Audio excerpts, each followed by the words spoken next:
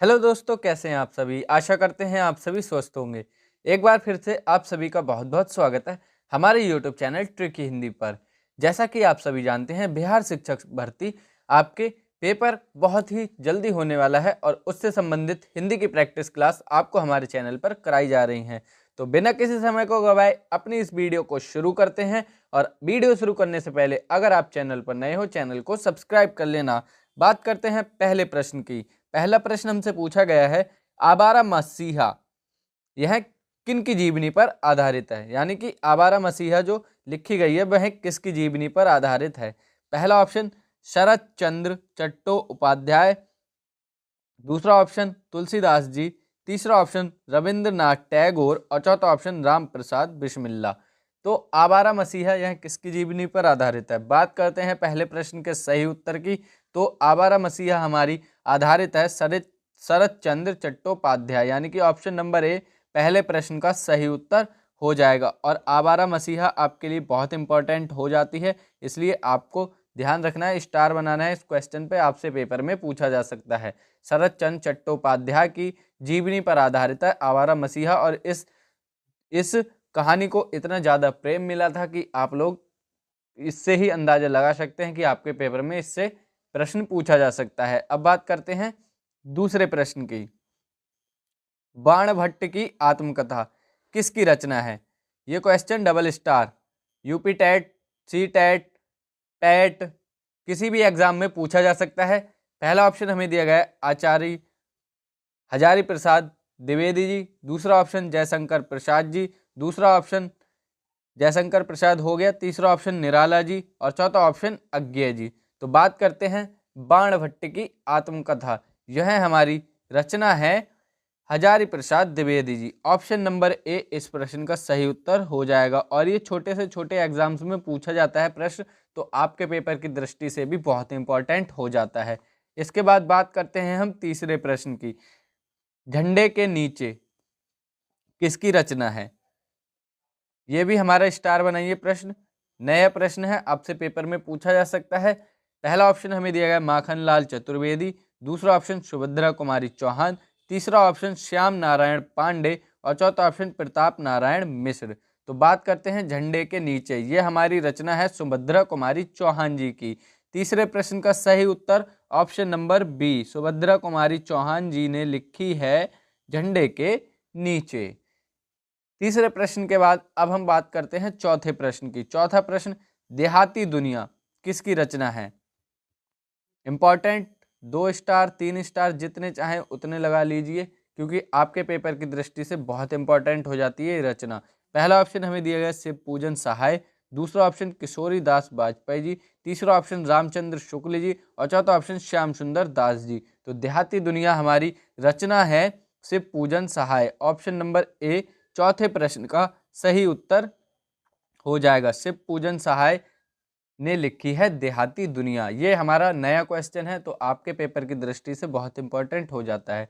अब बात करते हैं पांचवें प्रश्न की। पांचवा प्रश्न, छायावाद का मैनिफेस्टो किस रचना को कहा जाता है। छायावाद से आपसे प्रश्न बना, तो यहाँ से प्रश्न आपको देखने को जरूर मिलेगा कि छायावाद का मैनिफेस्टो किस रचना को कहा जाता है। इसीलिए आपके पेपर की दृष्टि से बहुत इंपॉर्टेंट प्रश्न है। पहला ऑप्शन हमें दिया गया कामायनी, दूसरा ऑप्शन पल्लव, तीसरा ऑप्शन लोकायतन और चौथा ऑप्शन चिदंबरा। तो बात करते हैं छायावाद के मैनिफेस्टो, तो ये हमारी रचना है पल्लव। पल्लव जो है हमारी रचना, उसे हम कहते हैं छायावाद का मैनिफेस्टो। ऑप्शन नंबर बी पांचवें प्रश्न का सही उत्तर हो जाएगा। पांचवें प्रश्न के बाद आइए बात करते हैं छठे प्रश्न की। निम्न में से कौन सी लंबी कविता नहीं है।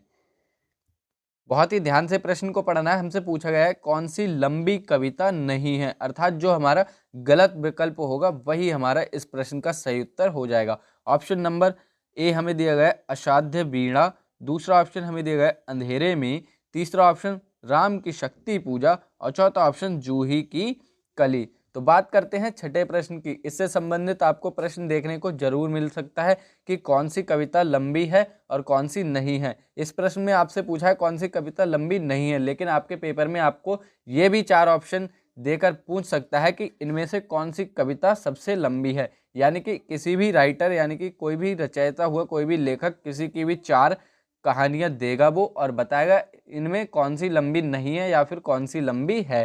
तो छठे प्रश्न के सही उत्तर की बात करें तो हमारे इन 4 ऑप्शंस में जो लंबी कविता नहीं है वो है हमारी जूही की कली। जूही की कली हमारी छोटी पोयम है बाकी के 3 ऑप्शंस के हिसाब से। तो छोटी कविता हमारी लंबी नहीं है जो कविता, वो है हमारी जूही की कली। छठे प्रश्न का सही उत्तर ऑप्शन नंबर डी हो जाएगा। अब बात करते हैं हम 7वें प्रश्न की। निहार कविता के कवि कौन है? ये भी नया प्रश्न है। निहार किसकी रचना है आपसे ये पूछा जा सकता है। पहला ऑप्शन पंत जी की, दूसरा ऑप्शन निराला जी की, तीसरा ऑप्शन प्रसाद जी की और चौथा ऑप्शन महादेवी वर्मा जी की। तो बात करते हैं निहार कविता की। निहार कविता की हमारे कवि हैं महादेवी वर्मा जी। ऑप्शन नंबर डी 7वें प्रश्न का सही उत्तर हो जाएगा। महादेवी वर्मा ने लिखी है हमारी निहार कविता। 7वें प्रश्न के बाद आइए अब बात करते हैं हम 8वें प्रश्न की। रसा उपनाम से कौन लिखते थे? यानी कि ऐसे कौन से राइटर थे जिनका उपनाम रसा था?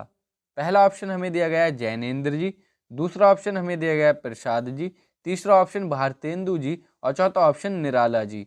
तो बात करते हैं रसा उपनाम, ऐसा कौन सा लेखक था जिसका उपनाम यानी कि निकनेम रसा था?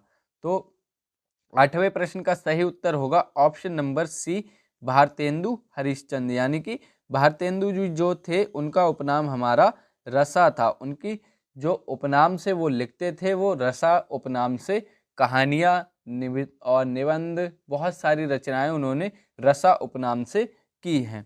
8वें प्रश्न के बाद आइए अब बात करते हैं 9वें प्रश्न की। 9वां प्रश्न बहुत ही इंपॉर्टेंट है, नया प्रश्न है, 3-4 स्टार बनाइए। ये प्रश्न आपको पेपर में देखने को मिल सकता है। निकष पत्रिका के संपादक कौन थे?